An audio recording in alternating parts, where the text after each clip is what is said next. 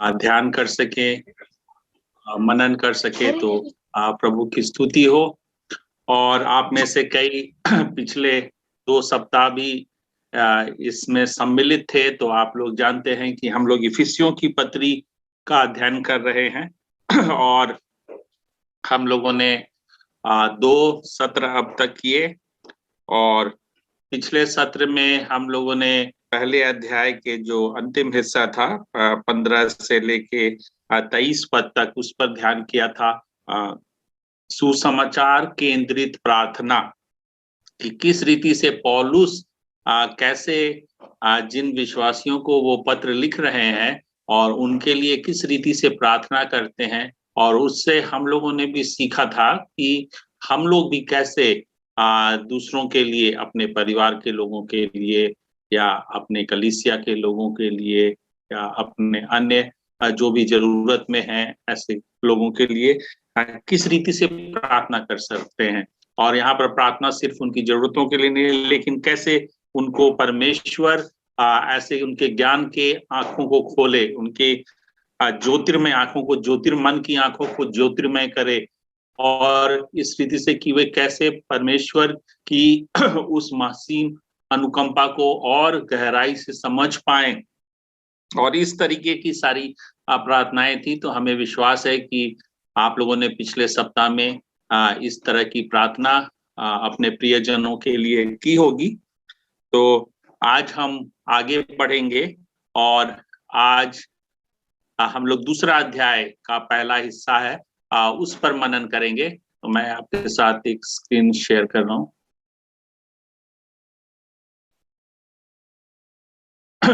और आज के मनन का शीर्षक है मृत्यु से जीवन की ओर, है ना। और इसके लिए हम लोग इफिसियों की पत्री उसका दूसरा अध्याय और 1 से लेके 10 पद तक आज हम लोग मनन करेंगे। तो हम जैसे पिछले दिनों में भी हम लोग करते आए हैं, हम लोग कुछ प्रश्नों के द्वारा से इन हिस्सों का मनन करते हैं। और इसमें आप लोग भी आमंत्रित हैं कि जब मैं प्रश्न यहाँ पर दिखाता हूं तो आप लोग में से भी कोई अगर उसका उत्तर देना चाहें तो आप उत्तर दे सकते हैं अनम्यूट करके। तो उसके पहले मैं अनुरोध करूंगा किसी एक भाई या बहन से कि आप दूसरे अध्याय का 1 से 10 पद तक थोड़ी जोर से पढ़ दे अनम्यूट करके।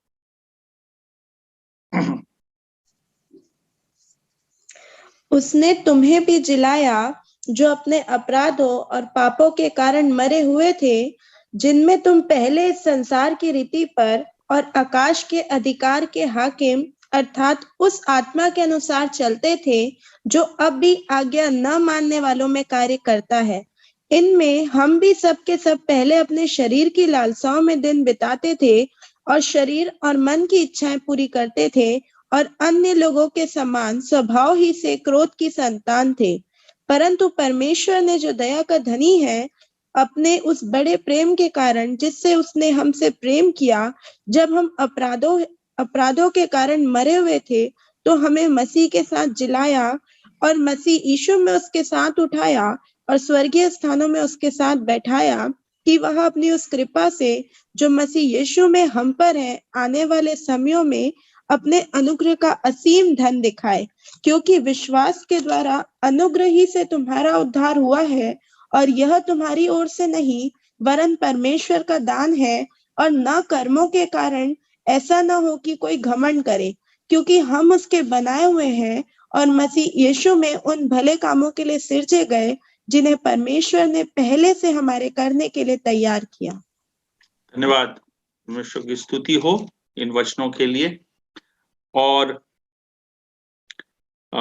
हम इस वचन के बारे में ध्यान करने के पहले इस बात को आपको स्मरण दिलाना चाहते हैं कि जैसा हमने शुरू के सत्र में बताया था कि इफिसियों की पत्री के पहले 3 अध्यायों में पौलुस मसीही विश्वास के संबंध में कुछ गूढ़ तथ्यों को, मसीही विश्वास की कुछ आधारभूत शिक्षाओं को लिख रहा है, ताकि जो नए विश्वासी हैं, चाहे वो यहूदी पृष्ठभूमि से आते हों या गैर यहूदी पृष्ठभूमि से आते हैं, जो इफिसुस की कलीसिया या एशिया माइनर की अन्य कलीसियाओं में जहां ये पत्र पढ़ा जाना था, तो जिन लोगों के लिए वो लिख रहा है, तो उनको वो विश्वास की कुछ आधारभूत शिक्षाओं को सिखा रहा है। तो इसीलिए आज की भी जो शिक्षा है वो उसी अनुरूप में मसीही विश्वास की कुछ गूढ़ शिक्षाएं हैं।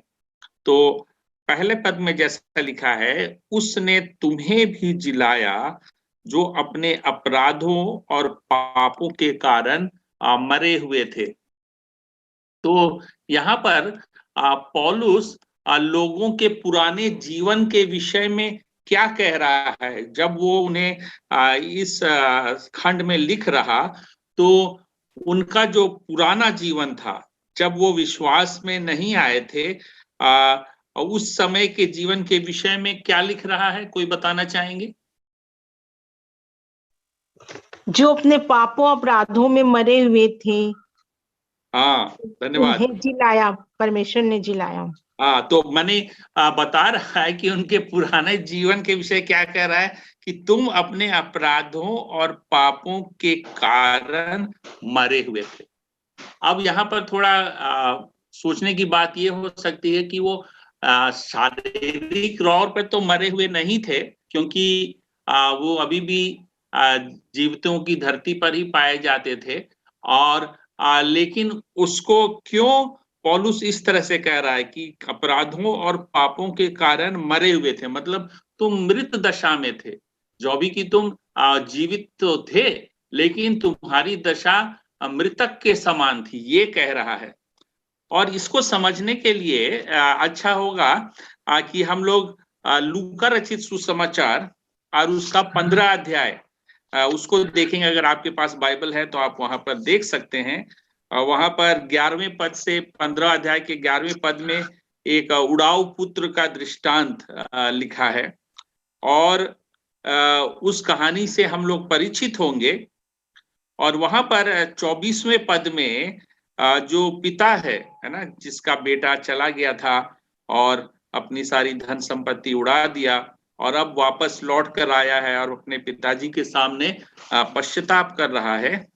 तो 24वें पद में उसके पिताजी इस प्रकार से कहते हैं, क्योंकि मेरा यह पुत्र मर गया था, फिर जी गया है, खो गया था, अब मिल गया है ना।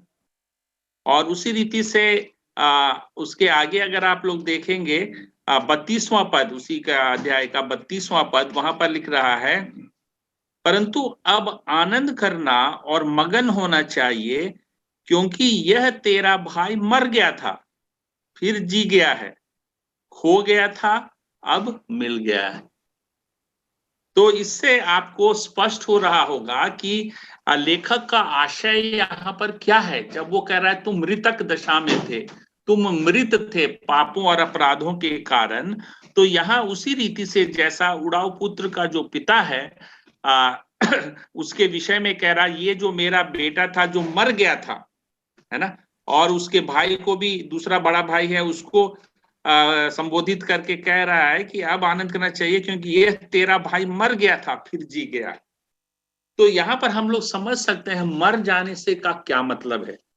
और उड़ाऊ पुत्र के जीवन में जैसे कि जो भी कि वो अपना सारी धन संपत्ति लेकर गया था, दूसरे देश चला गया, वहां पर काफी मजे करने लगा, अपने दोस्तों यारों के साथ आनंद कर रहा था, और बहुत सारे में जो भी उसने आनंद क्रिया में अपनी सारी संपत्ति लुटा दी, है ना। और इस प्रकार का जीवन उसका वहां था, और पाप और अपराध में जैसे कि वो अपने पिता के लिए मर गया था। और उसी रीति से यहाँ पर पौलुस के कहने का भी ये मतलब है कि हम सभी भी, जैसे वहां जिनको वो लिख रहा है ये चिट्ठी, कि चाहे वो यहूदी पृष्ठभूमि से आते थे, चाहे वो गैर यहूदी पृष्ठभूमि अन्य जातियों में से आते थे, कि तुम भी मसीह के विश्वास में आने के पहले अपने पापों और अपराधों के कारण मरे हुए थे। तो ये एक आत्मिक मृत्यु की दशा है, जिसके विषय में उत्पत्ति में भी परमेश्वर ने आदम और हवा को कहा था कि जिस दिन तुम ये फल खाओगे तुम मर जाओगे। तो उसका मतलब है कि आत्मिक तौर पर मृत्यु, शारीरिक तौर पर उसी दिन आदम हवा नहीं मरे थे, लेकिन आत्मिक तौर पर मर गए। उस आत्मिक मृत्यु का मतलब क्या है कि परमेश्वर ने हम मनुष्यों को उसके साथ सहभागिता करने, उसकी संगति करने, उसकी आराधना उपासना करने के लिए सृष्टि की थी। लेकिन जब परमेश्वर की आज्ञा का मनुष्य ने उल्लंघन किया तो उस अवज्ञा की वजह से वो पाप में गिर गया, और पाप में गिर जाने के कारण परमेश्वर के साथ जो उसका संबंध था, जो ये एक गहरा रिश्ता था, वो टूट गया। और जब परमेश्वर के साथ हमारा संबंध टूट जाता है तो उसी को कहते हैं ये आत्मिक मृत्यु की दशा, जिसमें जब तक हम प्रभु यीशु मसीह में जो आगे हम लोग देखेंगे जिलाए नहीं जाते, तो हम उस मृतक दशा में रहते हैं जिसमें कि परमेश्वर की क्या इच्छा है हमारे जीवनों के लिए, परमेश्वर हमारे जीवन से क्या चाहते हैं, इन सारी बातों के प्रति हम लोगों का कोई ध्यान नहीं रहता, हम लोगों को उससे कोई मतलब नहीं होता। और हम लोग भी सभी जानते हैं कि जब हम लोग भी इसी रीति से अपने जीवनों में पाप में जीवन बिता रहे थे, जब हम प्रभु को नहीं जाने थे, तब हम भी परमेश्वर के लिए मृतक दशा में थे। हमारी भी वही स्थिति एक मृतक व्यक्ति की होती है। जब एक मृतक व्यक्ति की जान चली जाती है तो वो फिर उसको आप जमीन पर रख देते या बर्फ की सिल्ली पर लोथ रख देते, तो उससे उसको कुछ पता नहीं चलता, क्योंकि अब किसी भी प्रकार की भावनात्मक जो भी हमारी इंद्रियां होती है वो सब निष्क्रिय हो जाती हैं, उसको कोई फीलिंग नहीं रहता, कोई चोट या दर्द या वेदना ये सारी कुछ नहीं होती, क्योंकि उसमें अब जान नहीं है। तो इसी को हम लोगों को समझने की बहुत आवश्यकता है कि जब तक हम लोग मसीह को नहीं जानते, जब तक हम उसके इस पर विश्वास नहीं करते, और तो हम भी इसी रीति से परमेश्वर के लिए मृतक दशा में हैं। और ये दशा हो सकता है कि हमें पता ना चले, लेकिन जैसे वो लड़का जो उड़ाऊ पुत्र था उसको भी पता नहीं था, वो तो सोच रहा था कि मैं बड़ा मस्ती कर रहा हूं, मैं अपने जीवन का आनंद उठा रहा हूं, लेकिन उस पिता के लिए वो मर गया था। लेकिन यहाँ पर यहाँ कहानी वहीं पर अंत नहीं होती, लेकिन यहाँ पर शुरू में ही लिखा है उसने तुम्हें भी जिलाया। किसने? परमेश्वर ने। वो कह रहे हैं कि तुम जो पापों और अपराधों के कारण मरे हुए थे, परमेश्वर ने तुम्हें पुनः जीवन दिया, तुम्हें उस मृतक दशा से जी उठाया, है ना। तो ये पौलुस यहाँ पर लिख रहा है। और इस बात को एक और तरीके से मैं समझाना चाहता हूं कि हमारा जैसे कि हमारे संस्कृति में जिसमें हम लोग हिस्से हैं, जिस देश में, वहां पर हम लोगों को मनुष्य जीवन को कहा जाता है जीवात्मा, है ना, और परमेश्वर को कहा जाता है परमात्मा। तो जीवात्मा और परमात्मा के बीच जब संबंध विच्छेद हो जाता, जब टूट जाता है, तो वही एक मृत्यु की दशा है ना, जिसमें कि वो परमात्मा के बारे में उसको कोई भान नहीं है, उसे कोई ज्ञान नहीं है, और वही एक आत्मिक मृत्यु की दशा है। तो पाप की वजह से परमात्मा और जीवात्मा के बीच में ये संबंध या संपर्क टूट जाता है। तो आगे हम लोग बढ़ेंगे। जैसे आपने सही बता दिया कि उनकी दशा थी कि वे पापों और अपराधों के कारण मरे हुए थे। अब दूसरा प्रश्न है दूसरे पद में से कि परमेश्वर के दखल देने के पहले या परमेश्वर ने जो हस्तक्षेप किया इस स्थिति में, जब हम मृतक दशा में पड़े थे, तो हमारे जीवन में कौन से 3 प्रभाव सक्रिय थे? पद 2 के आधार पर कोई बताना चाहेंगे? कौन से 3 प्रभाव हमारे जीवनों पर क्रियाशील थे या प्रभावी थे? संसार की रीति, आकाश के अधिकार के हाकिम और उस आत्मा के चलाए जो आज्ञा नहीं मानने वालों पर कार्य करता है। हाँ, धन्यवाद। तो बहुत सही आपने बताया कि हमारे जीवन में निम्न 3 प्रभाव कार्यशील थे कि हम संसार की रीति पर चल रहे थे और आकाश के अधिकार के हाकिम के प्रभाव में थे और उस आत्मा के अनुसार चलते थे जो आज्ञा ना मानने वालों पर कार्य करता है। आज्ञा ना मानने वाले माने जो परमेश्वर की आज्ञा नहीं मानते हैं, जो अवज्ञा करते हैं, उन पर जो कार्यशील है जो आत्मा, मतलब वो दुष्ट आत्मा है ना, और जिसको आकाश के अधिकार का हाकिम भी कहा गया है।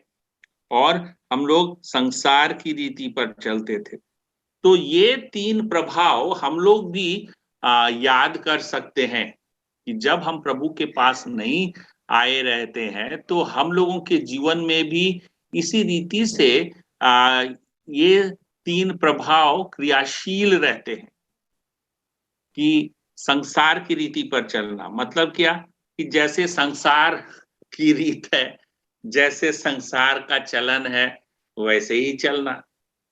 तो संसार का क्या चलन है? उदाहरण स्वरूप आज हमारे संसार में जिसमें हम लोग रहते हैं, लोग किसके पीछे भागते हैं?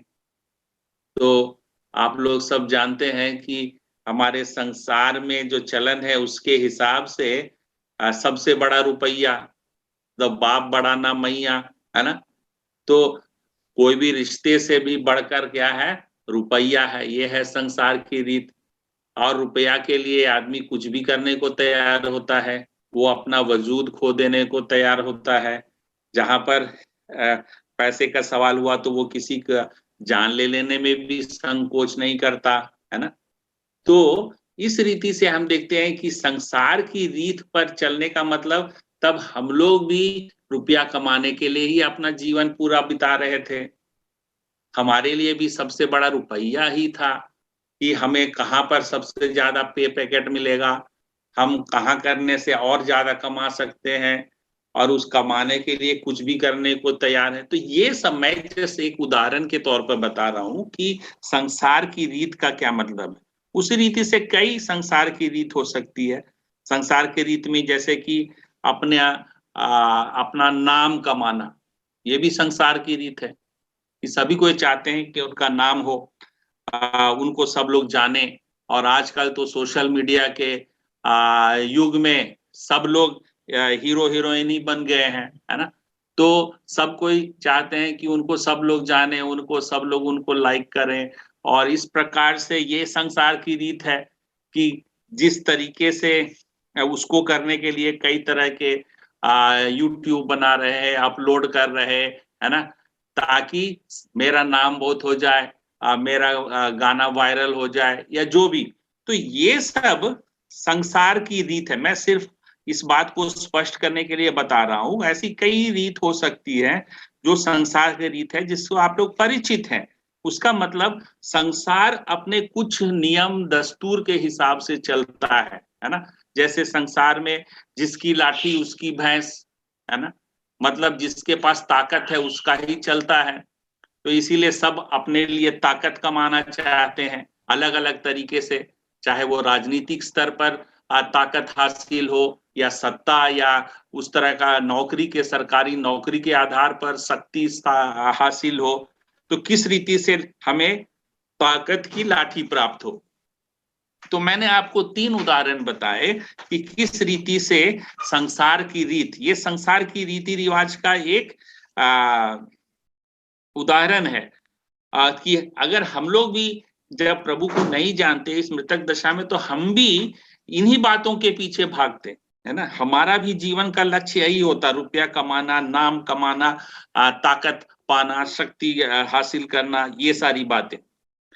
लेकिन उसी को पौलुस रोमियो की पत्री में जो 12वां अध्याय है और उसके दूसरे पद में अगर आप लोग पढ़ेंगे तो वहां इस रीति से लिखा है, इस संसार के सदृश ना बनो, है ना। तो वही उस दूसरे शब्दों में कि संसार की रीत पर ना चलो, परंतु तुम्हारे मन के नए हो जाने से तुम्हारा चाल चलन भी बदलता जाए। तो देखिए क्या बता रहा है कि जब तुम्हारा मन में परिवर्तन हो रहा है, जब तुम्हारा हृदय परिवर्तन हो रहा है, जब तुम मसीह को अपना रहे हो अपने जीवन में, तो तुम्हारा चाल चलन भी बदलना चाहिए। उसका मतलब क्या हुआ कि जो 3 रीत मैंने बताए कि तब आपके जीवन में सबसे बड़ा रुपया नहीं होगा। सबसे बड़ा कौन है? पहले तुम परमेश्वर और उसके राज्य और उसकी धार्मिकता की खोज करो, तब बाकी ये सब वस्तुएं भी तुम्हें प्राप्त होंगी। यीशु मसीह कहते हैं यदि कोई मेरे पीछे होना चाहे तो वो अपने आप को नकारे। तो मतलब अपना नाम कमाना तब तो वो नकारने से नहीं होगा। तो उसका मतलब है जो संसार की रीत है और प्रभु यीशु मसीह के पीछे चलने की शिष्यता की रीत, दोनों में बहुत ही विरोधाभास है। मतलब दोनों अलग-अलग हैं, विपरीत हैं। हम अगर यीशु मसीह के पीछे चलना चाहते हैं तो फिर हम संसार की रीत पे नहीं चल सकते। और वही पौलुस कह रहा है रोमियो 12 में कि तुम्हारा मन के बदलने नए हो जाने से तुम्हारा चाल चलन भी बदलता जाए। अब तुम शक्ति पाने की कामना नहीं करोगे, तुम अपनी पावर पोजीशन का दंभ नहीं करोगे, तुम दूसरों के ऊपर अपनी शक्ति का दुरुपयोग नहीं करोगे, तुम्हारा चाल चलन बदलता जाए। संसार की रीत पर थे तो तुम पुरुष हो तो सोचते हो कि हम पुरुष हैं इसलिए हम स्त्रियों से श्रेष्ठ हैं, है ना। यह है संसार की रीत। लेकिन जब मसीह के पीछे चलने लगते तब आप इस प्रकार से पुरुष होने के नाते अपनी शक्ति का दुरुपयोग नहीं करते। आप फिर स्त्रियों को भी परमेश्वर की समानता में सिरजे गए व्यक्ति के रूप में सम्मान करते हैं, है ना। तो ये इन बातों को समझना बहुत आवश्यक है कि संसार की रीत पर चलना और यीशु मसीह के पीछे चलने का क्या मतलब है। और यहाँ लिख रहा है कि आकाश के अधिकार के हाकिम अर्थात उस आत्मा के अनुसार चलते थे। तो यहाँ पर एक तो मैंने बताया संसार की रीत, दूसरा जो आकाश के अधिकार का हाकिम मतलब जो स्पिरिट ऑफ द एयर जिसको कहते हैं, या जो शैतान जिसको इब्लीस, है ना। तो वो शैतान जो कि संसार के ऊपर अपना जैसे कि राज चलाता है, अपना प्रभुत्व चलाता है, और इसीलिए संसार में उसकी रीत चलती है। और वो तो यीशु मसीह को भी जब परीक्षा ले रहा था कहता संसार को दिखा कर उसका सारा वैभव कि तू मुझको दंडवत कर, मैं ये सारे तुझे दे दूंगा, है ना। तो आज हमारे सामने भी इसी प्रकार से जो आकाश का अधिकार का हाकिम है इस प्रकार की परीक्षाएं लाता है। वो भी हमारे सामने ऐसे ही प्रलोभन देता है, अरे क्या होता है ये कर लो, तुम्हारा इतना पैसा बन जाएगा, है ना, इसको करने से क्या होता है। तो इस रीति से हम लोग भी जब उसके अनुसार चलाए चलते, जब हम उसकी बातों को मानते और आज्ञा ना मानने वालों पर कार्य करता है, तो तब हमें भी उसी रीति से परमेश्वर की आज्ञा ना मानने के लिए वो प्रवृत्त करता है कि कौन ये सब को देखा, किसने परमेश्वर को देखा, क्या ये सब फालतू का बकवास है ना। तो इस तरह से वो ऐसी सोच लाता है हमारे मनों में ताकि हम परमेश्वर की राह पे ना चले। तो यही हमारी स्थिति थी जो कि पौलुस बता रहा है कि पहले की हमारे पुराने जीवन की यही स्थिति थी। अब आगे बढ़ेंगे तीसरे पद में। जब कोई व्यक्ति दुष्ट आत्मा के नियंत्रण में जीवन बिताता है तो किन 2 तरीकों से यह दिखाई देता है?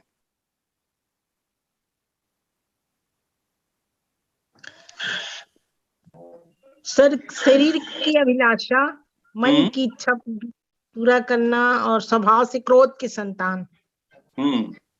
ओके, धन्यवाद। तो आपने सही बताया, शरीर की लालसाओं को पूरा करने में अपना दिन बिताना, तो शरीर की लालसा या अभिलाषा या आंखों की अभिलाषा, है ना? तो शरीर की लालसाएं क्या है? शरीर की लालसाएं हैं कि हम लोग अच्छा से अच्छा भोजन करें, हम अच्छा ब्रांडेड क्लॉथ पहने, या हमारे शरीर को कोई तकलीफ ना हो तो हमारी अपनी बढ़िया बड़ी गाड़ी हो, है ना? या इस तरह से कुछ भी हो सकता है। तो शरीर की लालसा पूरी करने के लिए कि शरीर को बहुत ही आराम मिले, शरीर को हम खुश करने के लिए बहुत सारी चीज़ें करते हैं, तो उसी में अपना दिन बिता रहा है। मतलब क्या हो रहा है कि हमारी शरीर में बहुत सारी इस प्रकार की लालसाएँ, कामनाएँ होती हैं, और उसको पूरा करने में आजकल आप लोग जानते हैं कि सबसे ज़्यादा बिज़नेस जो चलता है अभी, कोविड में भी सब कुछ बंद है, आजकल बहुत सारा जगह में कर्फ्यू या लॉकडाउन इत्यादि भी होगा। लेकिन फिर भी कुछ जो बिज़नेस चालू रहता है, वो है जो खाने का रेस्टोरेंट वाला बिज़नेस, है ना? रेस्टोरेंट भी बंद होगा, लेकिन ऑर्डर डिलीवरी क्या बोलते हैं, होम डिलीवरी का ऑर्डर कर सकते हैं। तो अलग-अलग किस्म का खाना आजकल बहुत सारे आप फ़ोन से ही ऑर्डर करें, ज़ोमैटो में और स्विगी में। तो इस तरह से शरीर की लालसा पूरी करने में हम अपना दिन बिता रहे। और वैसे ही और एक बहुत अच्छा आजकल चलता है, वो है जिम और ब्यूटी पार्लर, है ना? और फिर उसके बाद बड़े-बड़े ब्रांडेड क्लोथ्स की दुकानें। तो ये सब देखिए किस रीति से मनों को लुभाने के लिए ये सारी चीज़ें आजकल बहुत ही ज़्यादा प्रभावकारी तरीके से लोगों के मन को लुभाती हैं। और शरीर की लालसा पूरा करने मतलब हम उन सारी बातों को जो हमारे लिए अम, अच्छी लगती हैं, जिससे हमें मन को संतोष मिलता है, तो ये सारी बातों को पूरा करने में दिन बिताना, ये कह रहा है। और शरीर और मन की इच्छाओं को पूरी करना। एक्चुअली अंग्रेजी में वहाँ पर है the lust of the flesh, है ना? तो एक मन की इच्छा में बहुत बार जो वासनामय इच्छाएँ होती हैं, उनको पूरा करना, और उसके लिए भी आजकल कई तरह के वैसे बातें उपलब्ध हैं, और उसके लिए आजकल तो इंटरनेट पर ही बहुत कुछ उपलब्ध है। तो इस प्रकार से आप देख रहे हैं कि जो इस संसार का हाकिम है, इन सारी बातों को करने के लिए अपना जो जाल है वो बहुत फैलाता जा रहा है। और ये सारा जाल आज इतना प्रभावकारी है कि छोटे से छोटे बच्चे से लेकर सब, या गाँव से दूर गाँव तक में भी सब कुछ ये सब उपलब्ध है। अब इसको करने के लिए आपको बड़े शहर आने की ज़रूरत नहीं है ना? तो बहुत सारी बातें अब इस कोविड के दौरान में सब कुछ, और लॉकडाउन होके ये सब और बढ़ जा रहा है कि सब कुछ आप अपने फ़ोन के उँगली दबा के ही सब कुछ हासिल कर सकते हैं। तो इस प्रकार से हमें समझने की आवश्यकता है कि कैसे ये सारी बातें हमारी शरीर की 1 मिनट लालसाओं को, शरीर और मन की इच्छाओं को पूरा करने में दिन बिताना। और जो तीसरा बात था वो है स्वभाव से ही क्रोध की संतान थे। मेरे ख्याल में ये अनुवाद थोड़ा सही नहीं हुआ है हिंदी में, और उसका अंग्रेजी में था we were objects of God's wrath, अंग्रेजी में लिखा है। और एक दूसरा अनुवाद में हम उसको पढ़ रहे हिंदी में ही, उसमें लिखा है हम दूसरों की तरह अपने स्वभाव के कारण परमेश्वर के कोप के पात्र थे, है ना? तो परमेश्वर के कोप के पात्र माने ऑब्जेक्ट्स ऑफ गॉड्स रॉथ। तो चूंकि हम इस तरह से करते थे, हम लोग भी ऐसे ही कार्यों में लिप्त थे, शारीरिक अभिलाषाओं और लालसाओं और वासनाओं, इनकी पूर्ति में अपना समय बिताते थे। इसीलिए परमेश्वर का कोप के हम लोग पात्र थे, ये है उसका मतलब। जो क्रोध की संतान होने से शायद उसका सही अर्थ नहीं आ रहा। तो जब हम इस प्रकार के जीवन में बिताते हैं, तो निश्चित रूप से परमेश्वर का कोप हम पर प्रकट होता है, और हम उसके उस दंड के भागी थे, ये बता रहा है ना? अब चौथा प्रश्न हम पूछ रहे हैं, पद 4 से आप इसको देख सकते हैं कि हमारे जीवन में ऐसी हमारी दशा थी, हमारी ऐसी स्थिति थी, लेकिन पौलुस बता रहा है कि उसमें एक परिवर्तन आया।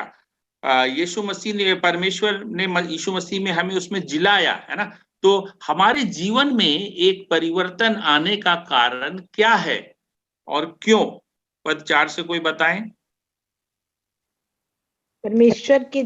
परमेश्वर जो दया का धनी है, उसने हमारे अपने प्रेम के कारण बहुत अच्छा, धन्यवाद जी। तो ये इसका कारण क्या है? हमारे जीवन में जो परिवर्तन आया उसका कारण है परमेश्वर। ये तो परमेश्वर का कार्य था, ये तो परमेश्वर ने इस स्थिति में हस्तक्षेप किया, दखल दिया।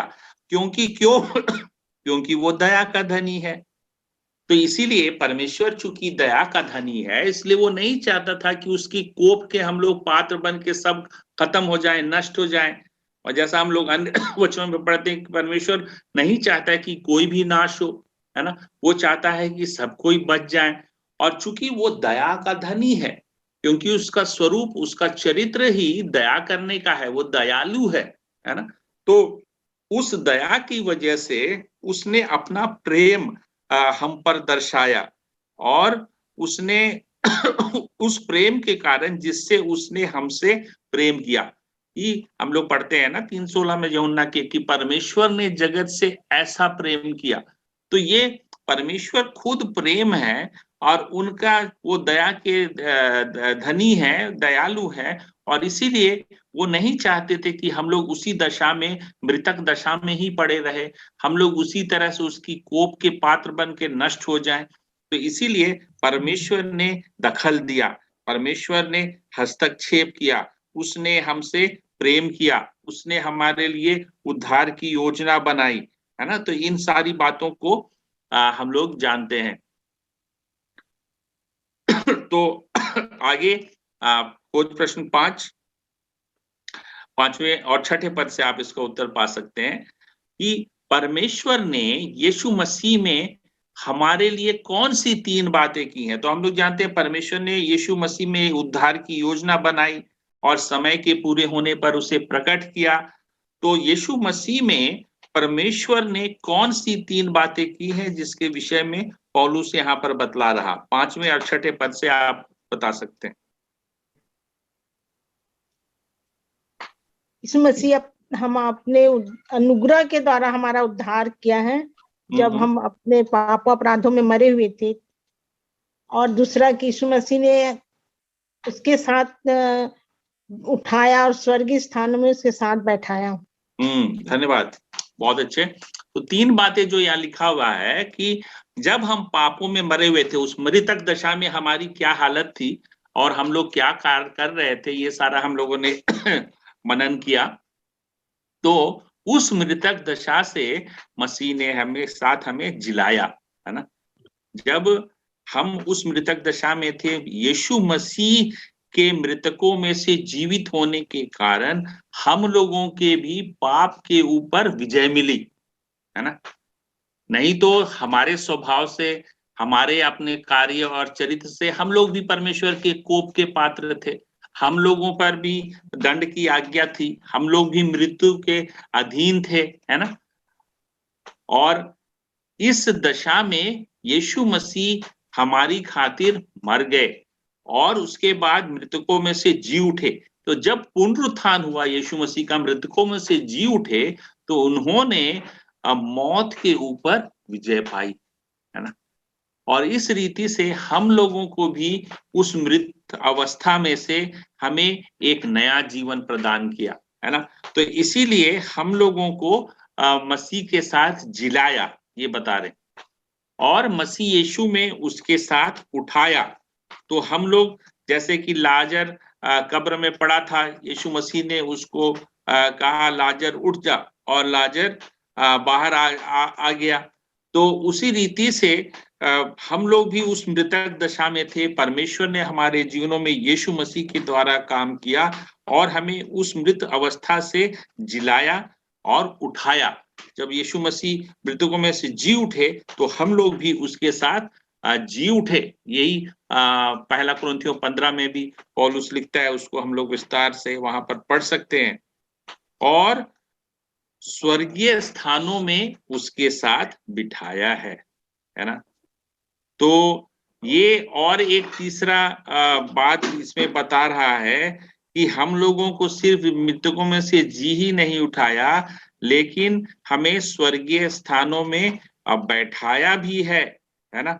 तो उसका मतलब कि अभी ही जो भी कि हम लोग इस दुनिया में ही हैं, लेकिन अब हमारा जो जीवन है वो, अगर इसकी जो आत्मिक सच्चाई है कि हम लोग अब मसीह के साथ स्वर्गीय स्थानों में बिठाए गए हैं।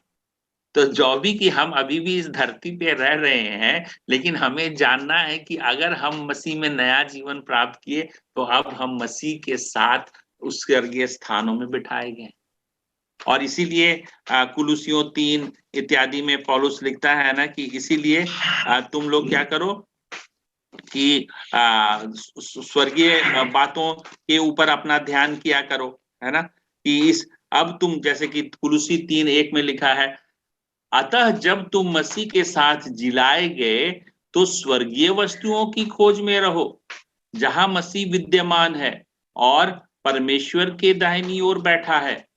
पृथ्वी पर की नहीं परंतु स्वर्गीय वस्तुओं पर ध्यान लगाओ, क्योंकि तुम तो मर गए और तुम्हारा जीवन मसीह के साथ परमेश्वर में छिपा हुआ है। तो यहाँ पर हम लोगों का भी अब फोकस इस धरती पर नहीं, लेकिन स्वर्गीय बातों पर करने के लिए पौलुस लिख रहा है।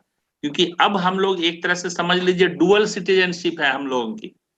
कई देश लोग ऐसा आपको अवसर देते हैं कि आप डुअल सिटीजनशिप रखते हैं, दोहरी नागरिकता।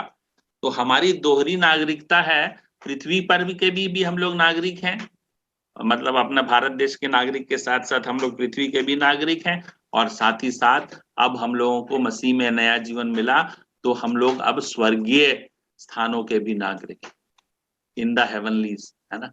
आप प्रभु यीशु मसीह जहां परमेश्वर की दाहिनी ओर बैठा है। तो इसीलिए हम लोगों को कह रहा है कि तुम स्वर्ग ये बातों की खोज में रहो, कि परमेश्वर की उपस्थिति में हम साथ ही साथ जीवन बदलते हैं। इसलिए जब हमारी सोच इस प्रकार की हो जाती है कि हम आत्मिक तौर पर इन बातों को सोचने लगते हैं, इनको मनन करने लगते हैं, तब ये पृथ्वी पर की बहुत सारी बातें जो हमारे मनों को आकर्षित करती हैं या मोह लेने का काम करती है, तब हम लोग उससे बच पाएंगे। क्योंकि अब हम जानते हैं कि हमारी नागरिकता, हमारी जो अभी तो हम यहाँ पर इस धरती पे कुछ साल तक रहेंगे, ज्यादा से ज्यादा 70, 80, 90 जो भी हो, लेकिन हम लोगों की नागरिकता जो अनंत काल है, चिरस्थायी है, वो तो हमें स्वर्ग में परमेश्वर के साथ बितानी है। तो इसीलिए हम लोगों के भी जो जीवन की प्राथमिकताएं हैं, हमारे जीवन में किन बातों को हम महत्ता देते हैं, ये सारी बातों में हमारे मनों में एक बदलाव आएगा। तब हम समझेंगे कि कौन सी चीजें का अधिक मोल है, किन बातों को हम अपने जीवन में महत्व दें। जो हमने पहले बताया कि इस क्या है सांसारिक चलन की बातें, संसार की रीति पर वाली बातों, आप जानेंगे कि बहुत सारा धन कमा लिए, बहुत सारा आपने नाम भी कमा लिया, लेकिन जब मृत्यु का समय आता तब वो सारी बातें यहीं की यहीं धरी रह जाती। हम उन सबको लेके नहीं जा सकते। ऐसा एक कहानी बताया जाता है, आपने सुना होगा शायद, सिकंदर महान जो राजा हुए यूनान के, अलेक्जेंडर जिसको कहते हैं, और उन्होंने अपने समय में पृथ्वी के बहुत सारे देशों के ऊपर विजय पताका लहराई। बहुत सारे देशों को उसने अपने अधीन किया था। उसके मन में ऐसा था कि सारे दुनिया को अपने अधीन कर ले, है ना।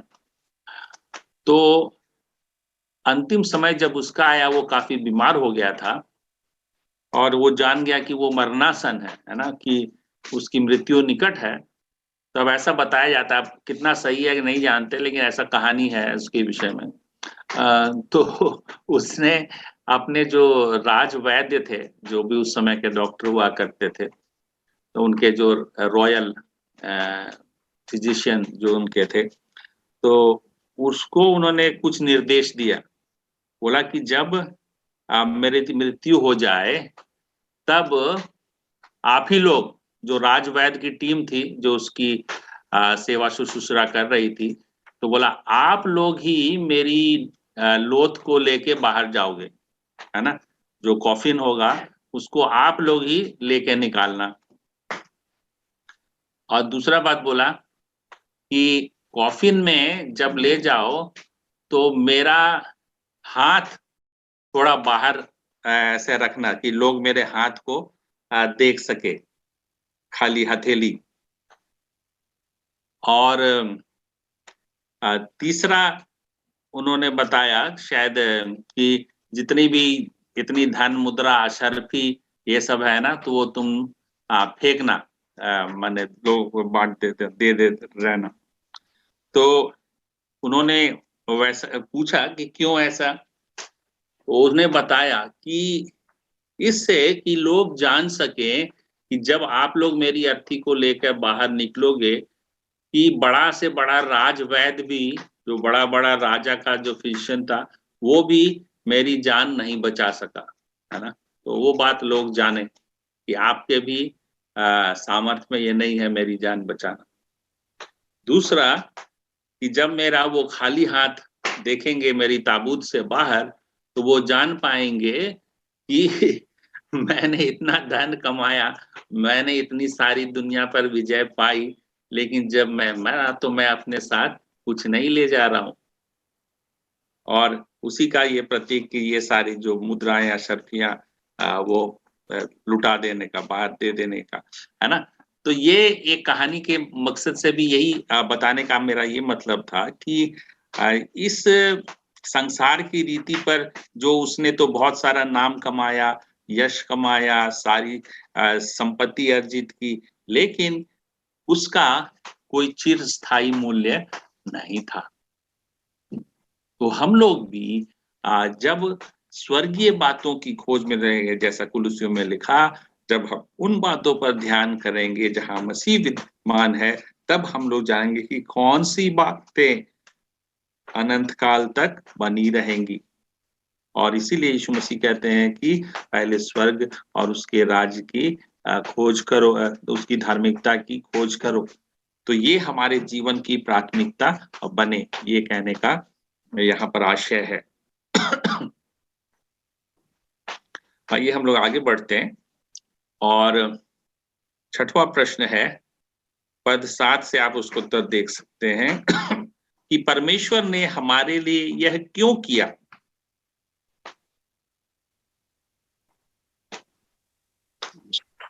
क्योंकि वो हमसे प्रेम करता था, अनुग्रह करता था हमारे ऊपर। हाँ, वो तो प्रेम के कारण किया, वो तो हमने देख लिया, लेकिन ये जो हमें मसीह में जिलाया और उसके साथ उठाया और स्वर्गीय स्थानों में बैठाया, तो ये सब परमेश्वर ने हमारे लिए क्यों किया? क्योंकि उसने अनुग्रह का असीम धन दिखाने के लिए। हाँ, कि अपनी उस कृपा से जो मसीह यीशु में हम पर है, आने वाले समयों में अपने अनुग्रह का असीम धन दिखाए। तो यहाँ पर देखिए कितनी सारी बातें बता रहे हैं, अपनी उस कृपा से, मतलब जो कृपा मसीह यीशु के द्वारा हम पर उसने की, परमेश्वर ने आने वाले समयों में, जो समय हमारे भविष्य में होने वाली है, उसमें अपने अनुग्रह का असीम धन दिखाए। अभी तो अनुग्रह के द्वारा हमें उद्धार प्राप्त हुआ, हम लोग मृत्यु की दासत्व से छुड़ाए गए, शैतान की गुलामी से मुक्त किए गए, लेकिन इसके साथ ही साथ जब यीशु के साथ हमें जिलाया और उठाया और स्वर्गीय स्थान में बैठाया, तो वो हमें और भी जो असीम धन है, the treasures, the manifold wisdom of God, the treasures in Christ, वो सारा कुछ हमें वो दिखाए आने वाले समयों में।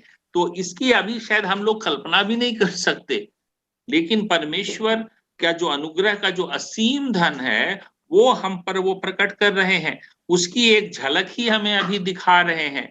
और वो जो होने वाला शायद हम उसकी कल्पना नहीं कर सकते, जो स्वर्ग राज में उन्होंने हमारे लिए जो मिरास रखी है, स्वर्गीय मिरास, जिसके विषय में हमने पिछले सत्र में भी पढ़ा था कि हमारे छुटकारे के लिए हमारी मिरास का बयाना, है ना।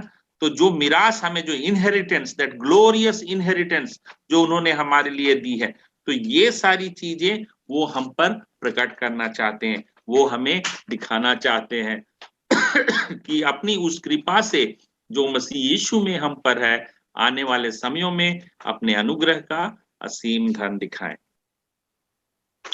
पद 8 के आधार पर एक सवाल है कि परमेश्वर की हम पर दया का आधार क्या है? अनुग्रह ही के द्वारा, विश्वास के द्वारा, अनुग्रह ही से हमारा उद्धार हुआ है। हाँ, बहुत अच्छा, धन्यवाद। तो ये आधार है परमेश्वर का अनुग्रह, जो उनकी ओर से हमें दान के रूप में मिला है ना। ये बहुत ही जरूरी, ये मसीही विश्वास का एक बहुत ही गूढ़ तथ्य या सच्चाई है। ग्रेस, है ना, परमेश्वर का नाम, ग्रेस ऑफ गॉड, और it is a gift of God. तो ग्रेस एंड गिफ्ट, अनुग्रह और दान, ये दो बातें हमें बहुत ही गांठ लेकर समझने की आवश्यकता है, क्योंकि ये जो हमारे विश्वास का, ये एक तरह से अन्य कई विश्वासों से ये हमें अलग करती है कि जो मोक्ष की प्राप्ति हो रही है, जो मुक्ति का दान हमें मिल रहा, वो हमारे अपने किसी कर्म की वजह से नहीं, कि हमने कुछ अर्जित किया हो या हमारे में कुछ खूबी या लियाकत है, ऐसा कुछ नहीं। ये सब परमेश्वर का अनुग्रह है। अनुग्रह को मैंने पिछली बार में कुछ बताया था कैसे, ग्रेस मार्क के रूप में, लेकिन एक और उपमा मैं आपको देना चाहता हूं। जैसे कि पुराने समयों में जब राजा हुआ करते थे, तो मान लीजिए कि कोई व्यक्ति जो कि उसके राजमहल में सेवा देता हो और उसकी सेवा से वो बहुत खुश हो जाते, तो वो उसको जैसे कि कुछ भूमि दान में दे देते कि तुम इतना, या तो कोई राज तुम इतना ले लो, इतना गांव तुम्हारा हो गया, या तुम इस गांव के ऊपर तुम्हारा अधिकार हो गया, या कोई बड़ा ये संपत्ति उसे दे देते। तो एक तरह से ये जो अनुग्रह, राजा अनुग्रह दर्शा रहा अपने किसी नागरिक के ऊपर में, वहां पर उस नागरिक की कोई वहां पर बड़प्पन नहीं है। ये पर जो राजा है वो उसके ऊपर अपनी दया दर्शा रहा, वो उसे दान में दे रहा। और उसी रीति से यहाँ पर हम लोग को सामने भी ये चित्र है कि परमेश्वर हमें इस अनुग्रह के द्वारा, इस ग्रेस के द्वारा हमें ये दान प्रदान कर रहे हैं। और ये लिखा है, यह तुम्हारी ओर से नहीं, ये saved through faith, through grace in faith, है ना। तो जैसे लिखा है कि विश्वास के द्वारा, थ्रू फेथ, विश्वास के द्वारा अनुग्रह ही से तुम्हारा उद्धार हुआ। You are saved by grace. So विश्वास हम जब प्रभु यीशु मसीह पर करते हैं, तो परमेश्वर, ये जो विश्वास भी हम करते हैं, ये भी परमेश्वर का अनुग्रह है, क्योंकि सब लोग विश्वास नहीं कर पाते। और जो भी कई लोग सुनते हैं प्रभु यीशु मसीह के बारे में, लेकिन सभी लोग उसको नहीं विश्वास करते हैं, है ना। लेकिन हम लोग अगर उस पर विश्वास कर पाए, तो ये तो परमेश्वर का अनुग्रह हम पर हुआ कि हम उस पर विश्वास कर पाए। उसने हमें ये दान दिया है जिसके द्वारा से हमें मुक्ति प्राप्त हुई। तो ये, इसको हम आगे के पद में और थोड़ा स्पष्टता से पाएंगे कि पद 9 में, इसे पाने के लिए हमने क्या किया।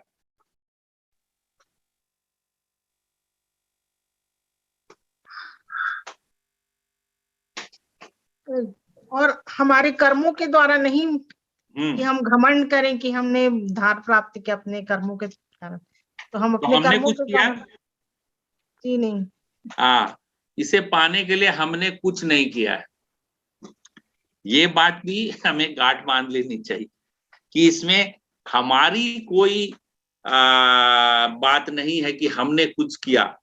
ये हमने कुछ ना तो अर्जित किया, ना हम इसके योग्य थे, और ना हम अपने किसी कर्म के द्वारा से इसे हासिल कर पाए, है ना। ये पूर्णतया परमेश्वर के अनुग्रह के द्वारा ही हासिल हुआ है। इसे पाने के लिए हमने कुछ नहीं किया।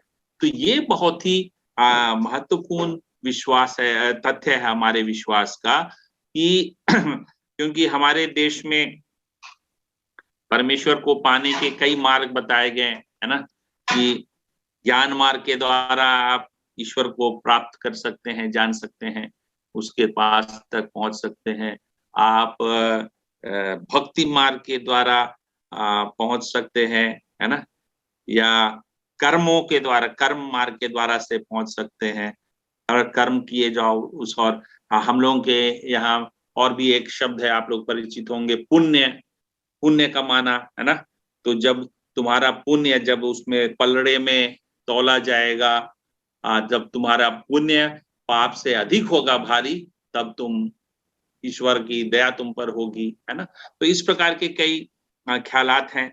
लेकिन यहाँ पर जो पौलुस ख्याल दिखा रहा है, दर्शा रहा है या बता रहा है, वो क्या है कि ये पूर्णतया अनुग्रह के द्वारा हुआ। ये परमेश्वर का प्रेम, उसकी कृपा, उसकी दया, उसका अनुग्रह, और उसके द्वारा से ही तुम्हें ये दिया गया दान के रूप में, ताकि कोई भी उसमें कारण से घमंड ना करे कि हम लोग इसमें कुछ भी घमंड नहीं कर सकते कि हमने कुछ किया जिसकी वजह से हम पर यह दया हुई।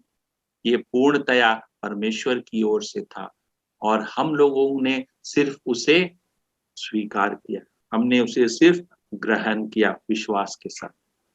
तो ये बहुत ही महत्वपूर्ण सच्चाई है हमारे विश्वास की, कि जो यीशु मसीह में जो उद्धार प्राप्ति है, यीशु मसीह में जो मुक्ति हमें प्राप्त होती है, वो पूर्णतया अनुग्रह के द्वारा से। इसके लिए हम कुछ भी कर्म करने के द्वारा से यीशु मसीह को नहीं प्राप्त कर सकते। हमारे अच्छे से अच्छे काम भी, बाइबल में लिखा है, मैले चीथड़ों के समान। अच्छे से अच्छे धर्म के काम भी परमेश्वर की दृष्टि में वो मैले चीथड़ों के समान। इसलिए कभी भी हम अपने सुकर्मों की वजह से परमेश्वर की उद्धार की प्राप्ति नहीं कर सकते। अंतिम पद है जो 10वां पद, हम कौन हैं और हमारा उद्देश्य क्या है? कोई बताना चाहेंगे? हम परमेश्वर हमें भले कामों के लिए सिरजे गए हैं हमें, और हम वो तो आप उद्देश्य बता रहे हैं, पहले से तैयार किया गए हैं। हम यीशु मसीह के बनाए हुए हैं।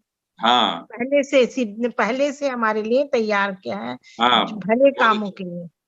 तो हम उसके बनाए हुए, यहाँ पर भी इस अनुवाद में उतना स्पष्ट नहीं हुआ है, अंग्रेजी में इसको लिखा है, we are God's workmanship. Workmanship समझ रहे हैं, जैसे कि कलाकृति। तो हम लोग परमेश्वर की कलाकृति हैं, एक सर्वोत्तम कृति। आप लोग समझिए कि कोई बड़ा आर्टिस्ट, कोई बड़ा चित्रकार, कलाकार, है ना, जिसने बहुत ही सुंदर, जैसे माइकल एंजेलो, है ना, या लियोनार्डो दा विंसी, या हमारे देश में भी कई मकबूल फिदा हुसैन, या ऐसे कई जो कलाकार हैं, चित्रकार हैं, या अमृता शेरगिल, है ना, बड़े बड़े कलाकार, और उनकी जो सर्वोत्तम कृतियां, है ना, आप लोग जानते हैं कितने करोड़ों में बिकती है वो, है ना, एक एक पेंटिंग। उसको जब ऑक्शन होता है तो उसके दाम करोड़ों में चली जाती है, क्योंकि वो कलाकृति, जैसा आप लोगों ने माइकल एंजेलो की है जो मोनालिसा, है ना, तो लियोनार्डो डा विंसी की, तो ये मोनालिसा की तस्वीर जो वहाँ एक म्यूजियम में लगी है ना, फ्रांस में, और कितने सारे दुनिया भर के लोग देखने जाते हैं। तो उस तरह से कलाकृति, हम लोग वहां पर जब कलाकृति को, जब लोग वहां पर म्यूजियम में देख रहे होते हैं, वहां पर लिखा होता है कि उसका आर्टिस्ट कौन है, और वो कलाकृति का माध्यम किसमें बनाया गया है, वो कैनवस में है या कागज में है, बोर्ड में है, और कितना बाई कितना वो फीट में कितना उसका साइज है वो लिखा रहता है, और कुछ उसका टाइटल लिखा रहता है ना।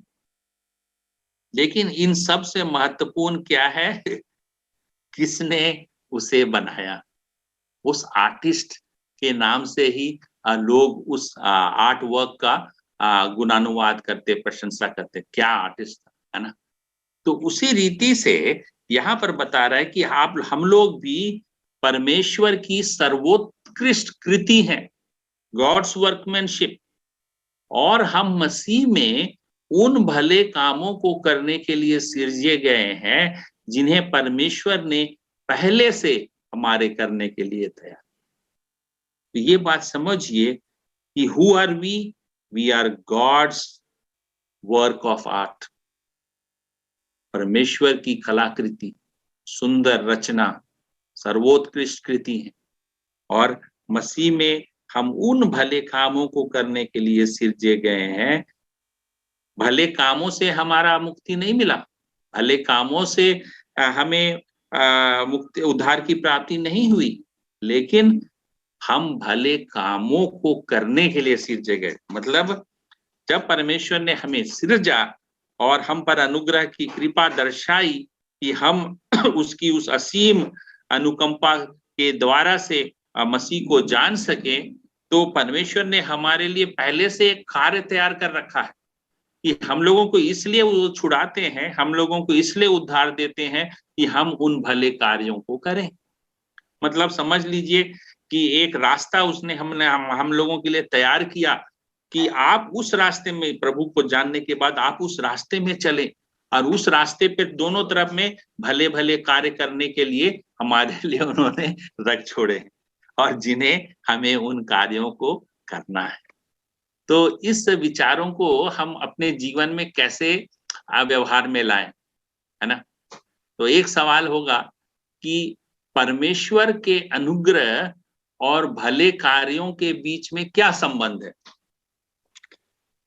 क्या सोचते हैं? अभी हमने परमेश्वर के अनुग्रह के विषय में भी जाना, और हम लोग भले कार्य करने के लिए सिरजे गए वो भी जाना। तो परमेश्वर का जो अनुग्रह हम पर हुआ और जो भले कार्य हमें करने के लिए परमेश्वर चाहते हैं कि हम करें, तो उसके बीच में क्या संबंध है? पवित्र आत्मा का दान जो हमें मिला है, अनुग्रह का दान, उसके द्वारा हम भले कार्य कर, उसके द्वारा, बोलिए, पूरा करिए। उसके द्वारा हम भले कार्य कर सकते हैं, करते हैं। हाँ, बहुत अच्छा, धन्यवाद। कि परमेश्वर का जो हम पर अनुग्रह हुआ, उसका पवित्र आत्मा का वरदान मिला, तो उसके द्वारा से उनका वरदानों का इस्तेमाल करते हुए हम भले कार्य कर सकते हैं। Very good. कि जो आत्मिक वरदान हमें मिले हैं, परमेश्वर ने दिए हैं, जब हम परमेश्वर को जानते हैं, उससे हमारा संबंध स्थापित होता है यीशु मसीह के द्वारा से, तो वो हमें पवित्र आत्मा का दान देते हैं। पवित्र आत्मा के दान के द्वारा से हमें किस रीति से अलग अलग लोगों को अलग किस्म के वरदान देते हैं।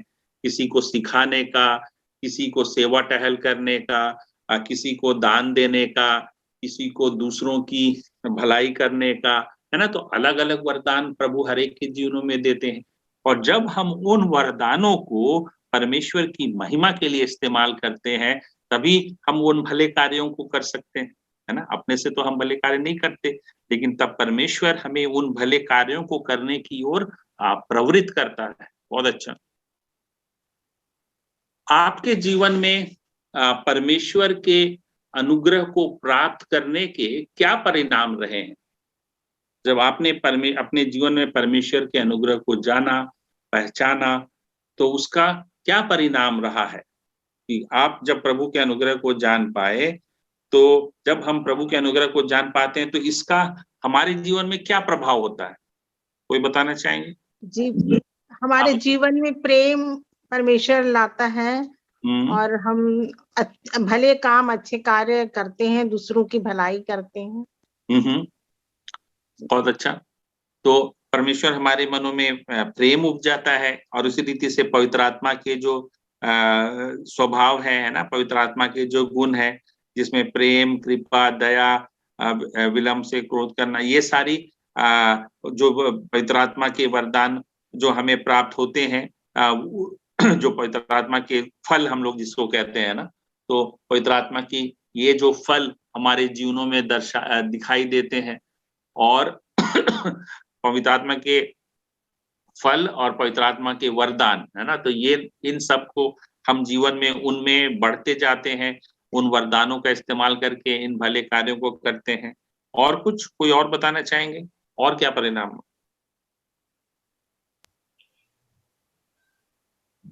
परमेश्वर के अनुग्रह को पाने के बाद अब से मैं नहीं, परंतु मेरी योग्यता, मेरा जो कुछ भी है वो सब कुछ परमेश्वर की ओर से है। बहुत अच्छा। तो मेरा जो अहम था, मेरा जो मैं था, अब वो कार्यशील नहीं रहता, लेकिन हम जान पाते हैं कि ये मेरे द्वारा से परमेश्वर कर रहे हैं, है ना। कि हम अपने से ये सारी कुछ नहीं कर रहे, ये तो परमेश्वर की ही दया अनुग्रह है कि हम इन बातों को कर पा रहे हैं। तो फिर हम सारी जो भी अगर लोग हमारी प्रशंसा भी करते किसी बातों में जिनसे उनको लाभ पहुंचता, तो हम बोलते ये तो परमेश्वर के द्वारा से ही है, ये परमेश्वर ने मुझे करने को दिया है, मेरी अपनी इसमें कुछ नहीं। तो इस रीति से हम सारा आदर महिमा परमेश्वर को ही दे पाते हैं। बहुत अच्छा।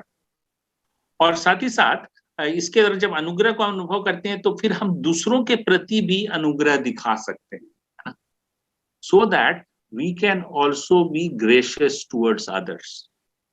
क्योंकि जब हम पर दया दिखाई गई, जैसा कि प्रभु यीशु मसीह ने एक उदाहरण दिया था ना, एक जिसमें कि एक दो व्यक्ति थे, एक का बहुत बड़ा कर्ज था और एक का थोड़ा कम कर्जा था।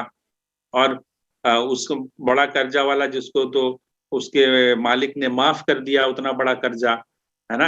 लेकिन वहां से जब वो निकला और बहुत अनुनय विनय कर रहा था और उस पर दया करके उसके मालिक ने उसका कर्जा माफ कर दिया।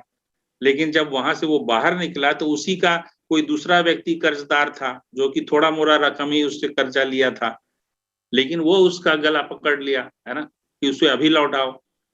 तो उसके ऊपर तो अनुग्रह किया गया, लेकिन वो खुद दूसरों के ऊपर अनुग्रह नहीं दर्शाया। तब उससे मालिक बहुत ही रुष्ट हुआ और उसे फिर से जेल में डाल दिया, है ना, कि तुमने क्यों उस पर दया नहीं दिखाई। इसीलिए जब परमेश्वर की दया, कृपा, अनुग्रह हमारे जीवनों पर प्रकट हुई, हमने अनुभव किया, तो ये हमारा भी फर्ज बन जाता है कि हम दूसरों के प्रति अनुग्रह दर्शाएं। जब दूसरे लोग किसी रीति से पाप में गिरते, जब दूसरे लोग हमारे विरुद्ध में कुछ करते, हमें रंज पहुंचाते, चोट, तो हम भी उनके प्रति बदले की भावना ना रखें, हम उनके माफी दे सकें, हम उनको ऊपर भी अनुग्रह दर्शा सके, हम भी उन पर कृपा और प्रेम और दया दर्शा सके। तो ये हम लोगों के जीवन में भी दर्शाया जाना चाहिए। आप अपने जीवन में किन भले कार्यों को कर रहे हैं जिन्हें परमेश्वर ने आपके लिए पहले से तैयार कर रखा? तो ये मैं आपको उत्तर देने नहीं कह रहा हूं, लेकिन आप अपने मनन कर सकते हैं सत्र के बाद कि जब आपको सिरजा गया है भले कार्यों को करने के लिए, तो कौन से भले कार्य आप अपने जीवन में कर रहे हैं? परमेश्वर ने आपके लिए कौन से भले कार्य तैयार कर रखे हैं? क्या आप उन कार्यों को कर रहे हैं? धर्मशास्त्र के कुछ और अन्य वचन हैं जो मैं जल्दी से पढ़ देना चाहता हूं। जो बातें हमने सीखी हैं उसी को वो थोड़ा और भी दर्शाती है, महत्व बताती हैं। तो जैसे कि यूहन्ना 15 का 5 यहाँ पर लिखा है, मैं दाखलता हूँ, तुम डालियां हो, जो मुझ में बना रहता है और मैं उसमें, वह बहुत फल फलता है, क्योंकि मुझसे अलग होकर तुम कुछ भी नहीं कर सकते। तो हम जो भी भले काम कर रहे हैं, जो कुछ भी कर रहे हैं, वो जब हम मसीह में बने रहते हैं तभी हम कर सकते हैं। ये यहाँ पर हम लोग सीख रहे हैं। और मत्ती 5:16 में यहाँ पर इस प्रकार से लिखा है, इसी प्रकार तुम्हारा उजियाला मनुष्यों के सामने चमके कि वे तुम्हारे भले कामों को देखकर तुम्हारे पिता की जो स्वर्ग में है बड़ाई करें। तो जब हम भले काम करें तो उससे क्या, प्रभु को महिमा मिले। जब प्रभु हमें इन भले कार्यों को करने का मौका देता है और उन भले कार्यों के द्वारा अन्य लोग को लाभ पहुंचता है, वो जब बड़ाई करते हैं, तो वो इस बात को बताना है, जानना कि ये परमेश्वर ने हमें करने को कहा या दिया, और ये परमेश्वर के द्वारा संभव हुआ है ना, तो ताकि लोग परमेश्वर की महिमा कर सके। दूसरा कुरिन्थियों 3:5, यह नहीं कि हम अपने आप से इस योग्य हैं कि अपनी ओर से किसी बात का विचार कर सकें, पर हमारी योग्यता परमेश्वर की ओर से है ना। ये योग्यता हमें अपने आप से नहीं, परमेश्वर से प्राप्त होती है।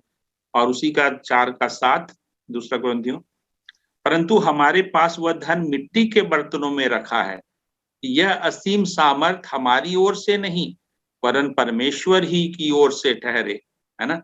तो ये तो हम लोग तो सिर्फ मिट्टी के पात्र की तरह है, लेकिन ये जो धन रखा है उस मिट्टी के पात्र में, अतुलनीय धन, वो परमेश्वर का ही, वो परमेश्वर का खजाना है।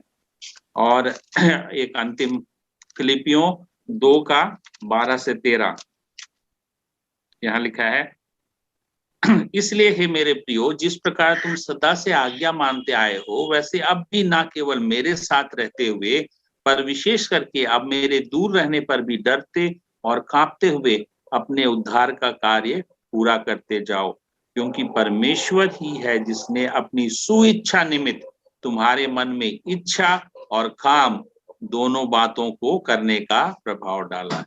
तो ये देखिए, परमेश्वर ही है, उसी ने मन में अगर भले काम की इच्छा भी होती है तो वो परमेश्वर की ओर से है, और जो काम भी हम कर पाते हैं वो भी परमेश्वर के प्रभाव से ही हम कर पाते हैं। तो ये सारे पद भी इन्हीं बातों को दर्शाते हैं कि ये परमेश्वर ने, हम उसकी कृति हैं, वो अपनी सुइच्छा से हमारे लिए इन भले कार्यों को रखे हैं जो हम करें। तो एक मैं आपको अमल में लाने के लिए कदम सुझाव देना चाहता हूं।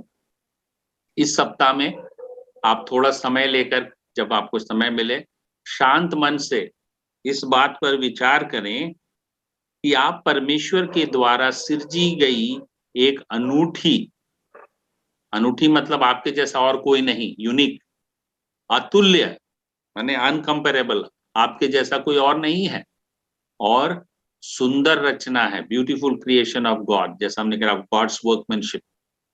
हर एक रचना कार्य कलाकार की भांति परमेश्वर भी अपनी इस कृति को देखकर प्रसन्न होते हैं।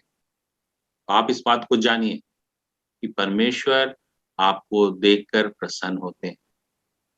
आपको रचने, आपके जीवन को गढ़ने के लिए उनको धन्यवाद दें। Thank God for creating you the way he has created you. आपको जिस रीति से रचा है उसके लिए प्रभु को धन्यवाद दें, और उनसे प्रार्थना करें कि वे आपको उन भले कार्यों को दर्शाएं जो उन्होंने आपके करने के लिए तैयार रखा है। तो प्रभु से प्रार्थना करें, प्रभु हमें दिखाएं, आपने मेरे लिए भले काम करा जो मुझे करना है। मुझे नहीं मालूम को क्या क्या आपने रखा है, तो मुझे बताइए कौन से भले काम आप मुझे चाहते हैं कि मैं करूं। विशेष रूप से इस कोविड के समय में, जब सब लोग बहुत ही परेशानियों में हैं, कई लोग बीमार हैं, कई लोग प्रभावित हैं, संक्रमित हैं, कईयों की नौकरी नहीं, बहुत सारी तकलीफों से लोग गुजर रहे हैं।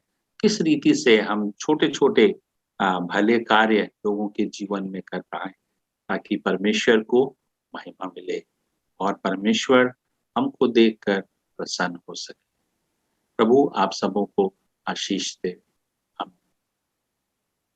आमीन। आमीन। थैंक यू ब्रदर, बहुत सुंदर इस अध्ययन के लिए। हम लोगों ने बहुत सुंदर रीति से, बहुत सुंदर तरीके से परमेश्वर के इस वचन को आपके द्वारा सीखा। मैं सर्वप्रथम अपने परमेश्वर का धन्यवाद देता हूँ, साथ ही आपके लिए धन्यवाद देता हूँ। तो थैंक यू वेरी मच। यदि आप में से किसी के पास कोई सवाल है, इस अध्ययन संबंधी कोई भी ऐसा प्रश्न है, या कोई मन में, हृदय में कोई ऐसी बात है, सो अभी ब्रदर हमारे बीच में है, सो आप पूछ सकते हैं। थोड़े समय है हमारे पास। सो यदि कोई इस अध्ययन संबंधी जो अभी हमने सीखा है, इस अध्ययन संबंधी यदि किसी के हृदय में कोई ऐसा सवाल है, कोई प्रश्न है, या कोई से संबंधी कोई बात है, पूछना चाहते हैं, बांटना चाहते हैं तो ये समय आपके लिए, जल्दी से प्लीज।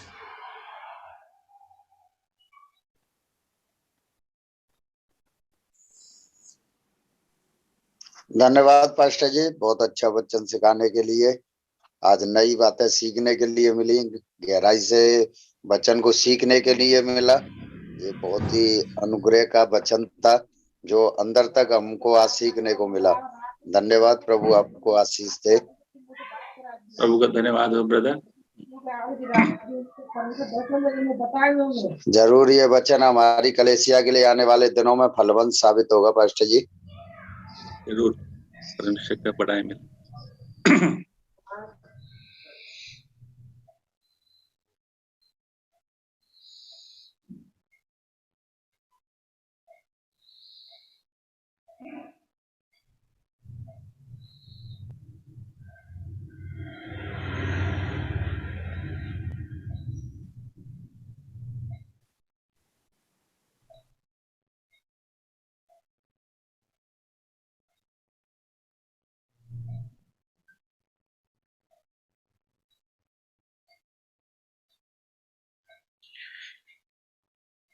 ठीक है, कोई बात नहीं, यदि किसी के पास नहीं है तो कोई बात नहीं। आशी का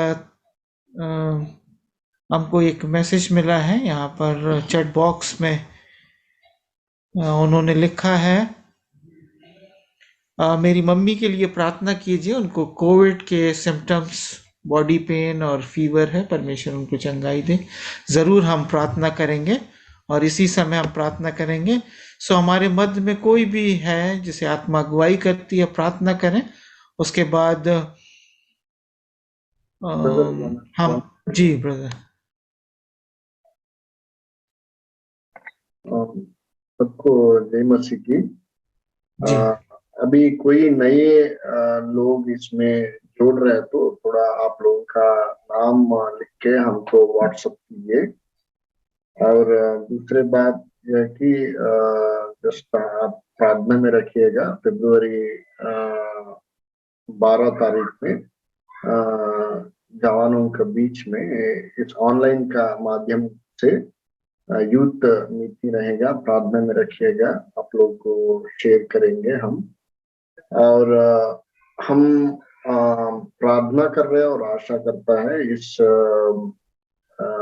अध्ययन आप लोगों को आशीष कारण हो रहे करके आगे प्रभु का अगुवाई के अनुसार हम आगे चल सकता है। तो क्यों आप लोग ये अध्ययन होने के बाद उन सब थोड़ा मनन कीजिए। नहीं है जूम आजकल बहुत मीटिंग चल रहा है, इधर से उधर उधर से उधर, ऐसा नहीं है। जस्ट वो कॉन्टेक्स्ट, वो पैरा आप लोग 1 से 10 एक बार मनन कीजिए और अध्ययन कीजिए।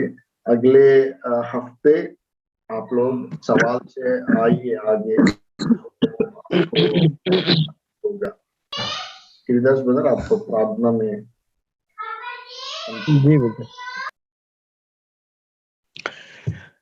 धन्यवाद। साथ ही प्रार्थना कीजिएगा अर्शी की मम्मी के लिए, जी हेमलता सिस्टर के लिए। जी जी जी जी। धन्यवाद धन्यवाद धन्यवाद धन्यवाद धन्यवाद देते हैं स्वामी, आपका नाम का तारीफ बड़ाई करते हैं पिता। तुम महान और पवित्र खुदावंत, जय जयकार करते हुए एक बार फिर आपके चरणों तले आते हैं राजा। और आपने परमेश्वर पिता अपने दास के माध्यम से परमेश्वर पिता सुंदर वचन को खुदावंत, हालेलुया प्रभु जी, और परमेश्वर पिता बाइबिल क्लास के रूप में सिखाने पाए, इसके लिए मैं आपको धन्यवाद देता हूँ पिता। राजमंडल भैया को खुदा आपके बलवंत हाथ में सौंपता हूँ प्रभु। आप परमेश्वर पिता और भी अपने दास को खुदावंत और भी परमेश्वर पिता आत्मा का वचन का अभिषेक कर खुदा, ताकि मोहताज से परमेश्वर पिता गहराई की बात को परमेश्वर पिता हमारे सम्मुख रख सके प्रभु, और रखा, इसके लिए हम आपको धन्यवाद देते हैं राजा। भैया को और भी बहुतायत दान और वरदान से तृप्त कर प्रभु, और खुदावंत उनके द्वारा परमेश्वर पिता अपने महिमा ले खुदावन, ताकि जितने लोग सुनने और सुनाने वाले दोनों परमेश्वर पिता आशीष का कारण बन जाए। परमेश्वर ऐसे सहायता कर परमेश्वर पिता 1 से 10 पद तक खुदावन अच्छे रीति से परमेश्वर पिता अपने दास के मुख से हमें सिखाया प्रभु, इसके लिए हम आपको धन्यवाद देते हैं राजा। जितना भाई बहन जुड़े हैं आज परमेश्वर पिता निसंदेह प्रभु इस वचन के द्वारा आशीष पाया है, मैं विश्वास करता हूँ खुदावन। और परमेश्वर पिता हालेलुया प्रभु, आपने प्रभु इस मिट्टी के पात्र को आपने परमेश्वर पिता सृजा बनाया और परमेश्वर अपने असीम धन को रखा है प्रभु। उस धन को खुदावंत गड़ा करके न रख करके बोला है प्रभु, परंतु खुदावंत हालेलुया प्रभु दीपक में रख करके बोला ज्योति के रूप में परमेश्वर तेरे वचन को ऊपर रखने के लिए और परमेश्वर पिता ताकि सब लोगों को प्रकाश आने के लिए सहायता और मदद करना पिता। इस जीवन के द्वारा महिमा ले प्रभु ताकि हम भले कार्य कर सके और परमेश्वर तेरे नाम की महिमा कर सके।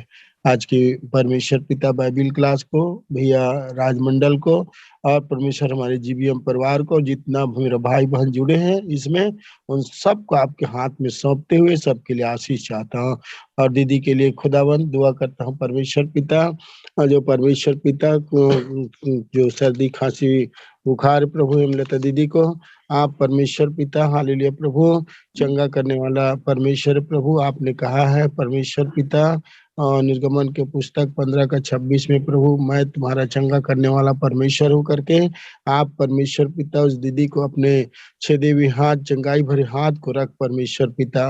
और आपके वचन कहते हैं परमेश्वर पिता हालेलुया प्रभु जी और खुदावंत दुष्ट आत्मा निकालेंगे, सांप बिच्छू को चलेंगे, हाथ रखोगे चंगा हो जा करके बोला है।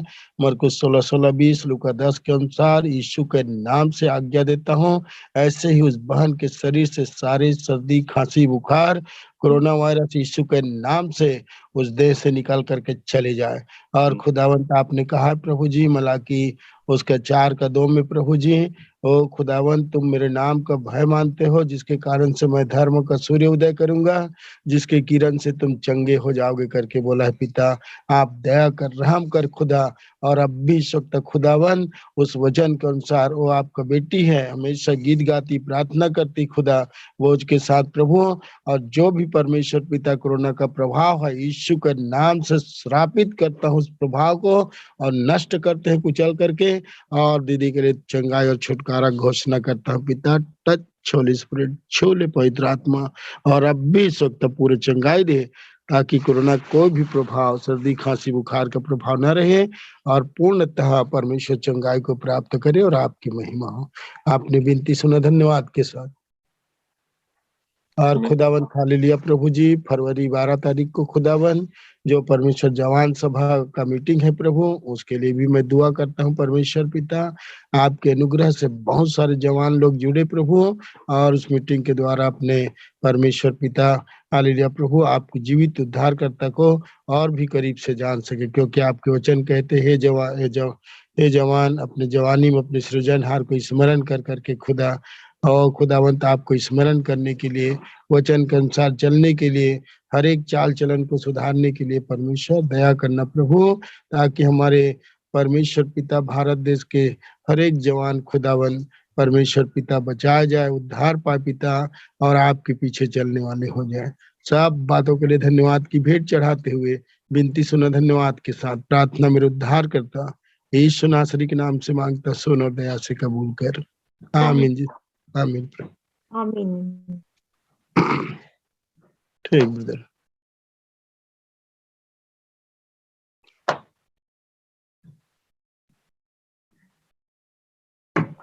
राजमंडल ब्रदर आप आशीष वचन दीजिए। ओके, आइए हम प्रभु के आशीर्वाद को ग्रहण करें।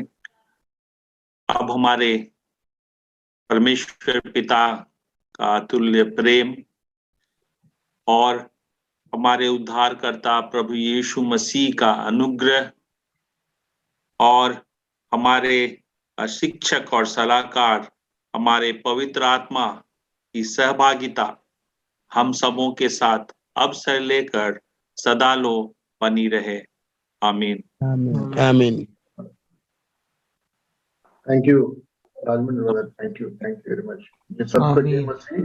जय मसीह की। Thank you.